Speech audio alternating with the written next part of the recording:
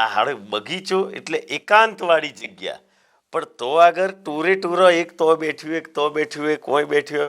વાહ, આ નવું ગનોન મળ્યું હો. તે ભલે ને બેઠો હોય, આપણે શું લેવા દેવા? એમાં શું છે ભાઈ, મારા બતાવેલા સ્ટેપમાં તમે ગડબડ કરો અને જો છોકરી ભડકી જાય અને બૂમાબૂમ કરે અને આજુબાજુના લોકો તમારા હડકા ખોખરા કરી નાખે તો તમને નુકસાન થાય અને મારું નામ બદનામ થાય.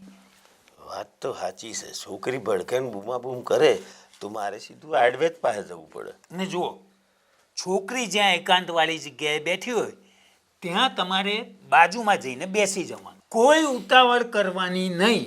બરાબર. છોકરીની નજર ને તમારી નજર જ્યારે એક થાય ત્યારે હલકી સ્માઇલ આપવાની.